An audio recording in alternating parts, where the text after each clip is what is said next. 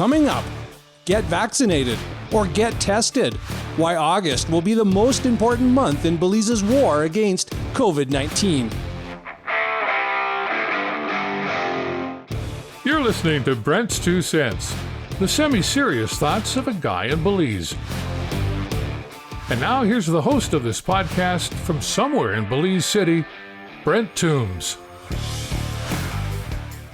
Hey, welcome to the podcast for the week of August the 2nd. And I guess I should say welcome to Belize's third wave of the COVID-19 pandemic. Now, the Ministry of Health and Wellness might not be officially declaring a third wave emergency just yet, but the minister has begun to use those words, third wave, at least in between his numerous photo opportunities on Facebook. Belize recorded 883 new cases of COVID-19 in the month of July. Yes, 883. And that number doesn't even include however many cases were recorded on Saturday, July 31st, because that information won't even be released until sometime late on Tuesday, August the 3rd. Belize hasn't seen this many new infections in 1 month since January. 8 Belizeans also lost their lives from COVID-19 last month. The government response, besides slightly extending the curfew hours, has been to aggressively push their campaign to encourage Belizeans to get vaccinated, which of course includes the very controversial decision to make it the law that frontline workers either get vaccinated or submit to testing at their own expense every 14 days. And that's what will make August 2021 the defining month in Belize's war on COVID-19. The government of Belize has delivered an ultimatum to tens of thousands of food handlers, tour guides, call center employees, transportation workers, police officers, soldiers, immigration and customs officers, civil aviation workers, teachers, and healthcare professionals. They either have to get vaccinated, get tested, or get a new job. Since SI-74 was signed into effect on July 2nd, 45,000 additional Belizeans have received at least their first dose of the COVID-19 vaccine. Many likely in response to the threat from GOB. And that's why, starting this week, it's critically important that the government of Belize show that SI-74 was not just another well-intentioned regulation that authorities will have no will or interest in enforcing. I don't think I'm exaggerating when I say the response by GOB in the next few days could be the difference between victory or defeat in the war on COVID-19. This could be government's D-Day, but it could also just as easily be its Waterloo. Belize is the home of the 9-day wonder when it comes to legislation. Any legislation. Even something as simple as restrictions on how dark you can tint your car windows only seems to be enforced for a very short time in Belize. People know this. They expect that police or whatever authority is responsible won't enforce the rules once we start to complain loudly enough, or even if we just simply ignore the rules that we don't like. And there's never any real consequences for non-compliance of just about any regulation, because enforcement of laws and regulations is selective at best, and too often, non-existent. So in many ways, it's remarkable that so many people in Belize actually stood in line this past month to get vaccinated ahead of the August 1st deadline. It says to me that a lot of people actually think GOB will carry through with enforcement, at least this time.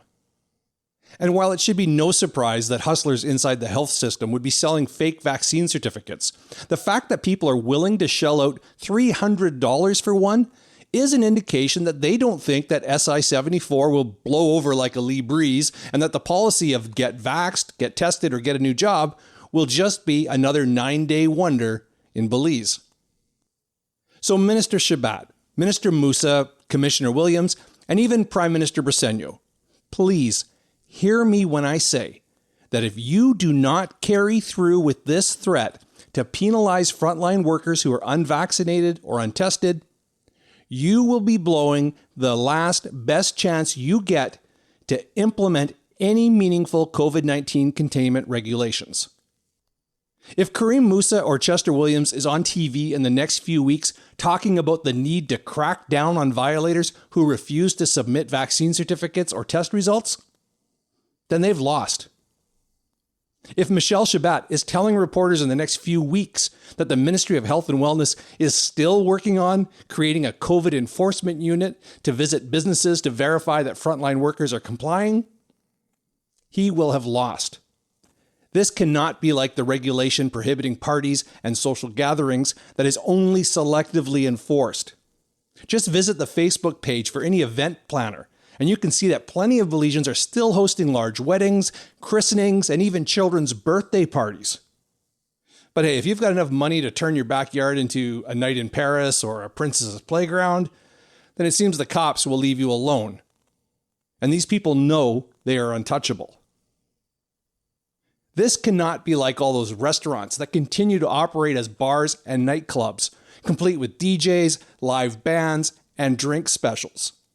It seems like nearly every week we hear from Minister Musa or Commissioner Williams that police will begin to crack down on these establishments that flagrantly disregard regulations. Except it never happens.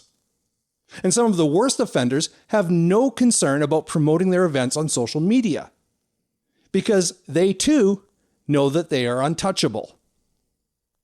So if we don't hear, starting this very week, about people being sent home from work without pay for refusing to get vaccinated or presenting a negative COVID test, then thousands of Belizeans will also consider themselves to be untouchable. Worse than that, the government of Belize and the Ministry of Health and Wellness will have proven themselves once and for all to be impotent. All talk and no action.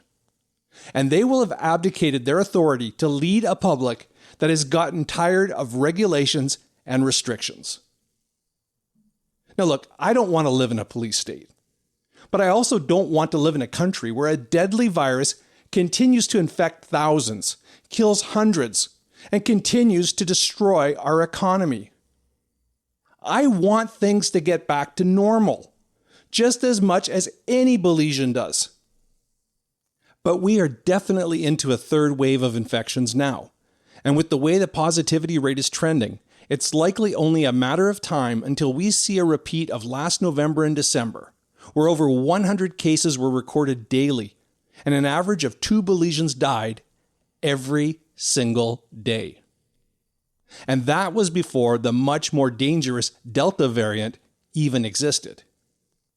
Now, there has not been official confirmation yet that the Delta variant is present in Belize, but you would have to be a fool to believe it has not been here for a while. The Delta variant has been confirmed in 132 countries, including Mexico, so there is no reason to think that Belize doesn't have it as well, especially considering how easily it spreads. According to a recent report from the CDC, the Delta variant is as contagious as the chicken pox and the common cold. In the United States, the Delta variant is responsible for nearly all new COVID-19 cases. The good news is, vaccinations are proving to be effective against COVID-19 variants, including Delta. In fact, 97% of all people hospitalized in the United States for COVID-19 are unvaccinated. And we've seen similar evidence in Belize recently. A little less than 2 weeks ago, Dr. Andre Sosa, board chairperson for the Carl Hughesner Memorial Hospital Authority, told the media that there were 20 people admitted to hospital for COVID-19, several requiring ventilation. All 20 of those patients were unvaccinated. So that's the good news. The vaccines work. And even if they won't stop you from catching or spreading the virus, they will almost certainly protect you from serious illness, hospitalization, and death. The bad news, however, is the low vaccination rate in Belize. Currently, only 132,000 Belizeans have had at least one dose of the vaccine, which represents about 30% of the population. Initially, health experts suggested that about 70% of the population would need to be vaccinated in order to achieve what is called herd immunity.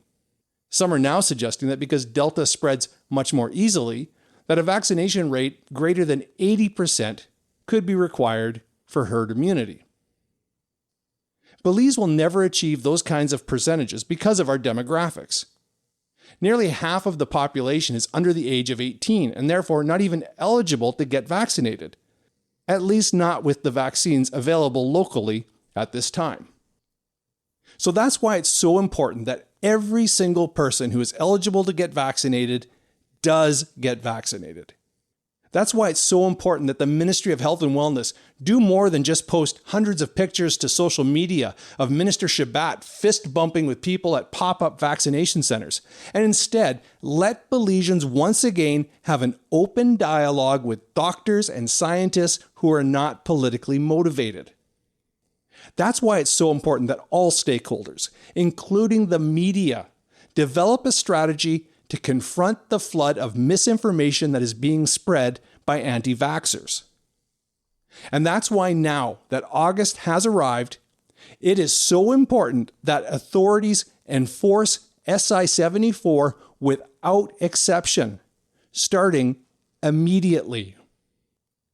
There will be plenty of frontline workers who will try to defy the regulation requiring them to get vaccinated or get tested. These will be people who expect that enforcement efforts will be half-hearted or short-lived. Others will be people who are used to impunity because of who they are, or who they know, or who they work for.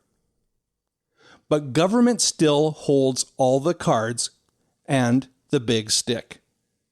They've made the law. They've used the power granted to them by the Constitution of Belize to enact a seemingly draconian legislation in the interest of public health during a crisis. But do they have the will to spend the political capital required to enforce this law? Something that will be even less popular with many people than the law itself. Because as soon as people start getting sent home and start missing paychecks, the conversation won't be about collective responsibility or why people need to get vaccinated. It will be about taking money out of people's pockets and food off of their tables. And that's a public relations war government can never win. So if SI 74 turns out to be just another attempt by GOB to bluff people into compliance, then it's over for this administration in terms of trying to regulate people into doing anything to control the spread of COVID-19 ever again. We want to hear from you. You can find Brent's 2 Cents on Twitter and Facebook at 2 Cents Belize, or email us at podcast@oshaproductions.com. That's OXAProductions.com. Okay, as always, it's time to big up the other Belizeans who have dropped podcasts this week. But unfortunately, there's only one to mention. It looks like a lot of our local podcasters must be taking a bit of a summer break, so hopefully all of them will be back at it real soon. But at least Andre Habet has a brand new episode of Mud of Fire. He's talking about tourism and conservation and the efforts to conserve the North Stan Creek and Mullins River. I'll put a link to that in the notes for this episode. Remember, you can be part of the podcast movement in Belize by sharing Brent's 2 Cents with at least one person who otherwise may not know about it. And don't forget to subscribe to all the great Belizean podcasts on your favorite app so you never miss an episode from any of us. You can follow me on Facebook, Twitter, Instagram, and TikTok at 2 Cents Belize. And I would especially love it if you would leave a voice message for the podcast about anything you want to talk about. And that's going to do it for episode 36 of Brent's 2 Cents. Until next time, please continue to wear your masks, wash your hands, get out and get vaccinated. Don't believe everything you see on the internet. And most importantly, be nice to each other.